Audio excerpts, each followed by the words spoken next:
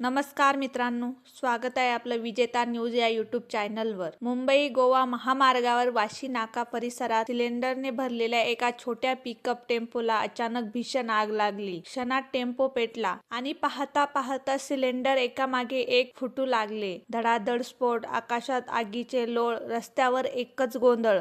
रस्त्यावरून जाणारी वाहनं थांबली, लोक जीव वाचवण्यासाठी सैरावेर पळू लागले। या टेम्पोमध्ये तब्बल 8 गॅस सिलेंडर होते। एक सिलेंडर फुटला, मग दुसरा, मग आणि तिसरा। जणू बॉम्बस्फोट झाल्यासारखी परिस्थिती। सुदैवाने वेळीच ड्रायव्हरने उडी मारून जीव वाचवला, नाहीतर आज ही बातमी आणखी भयानक असती। या आगीत टेम्पो पूर्णपणे जळून खाक। महामार्गावर प्रचंड वाहतूक कोंडी, परिसरात भीतीचे वातावरण। अग्निशमन दलाच्या गाड्या घटनास्थळी दाखल झाल्या। तासनतास प्रयत्न करून आग आटोक्यात आणण्यात आली। पण प्रश्न असा आहे मित्रांनो, सिलेंडर वाहतूक करताना नियम पाळले जातात का?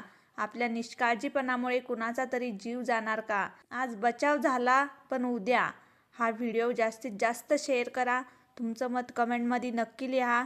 अशाच धक्कादायक बातम्यांसाठी चॅनलला सबस्क्राईब करा। सावध रहा, सुरक्षित रहा। भेटूया अशाच एका नवीन व्हिडिओमध्ये। तोपर्यंत धन्यवाद।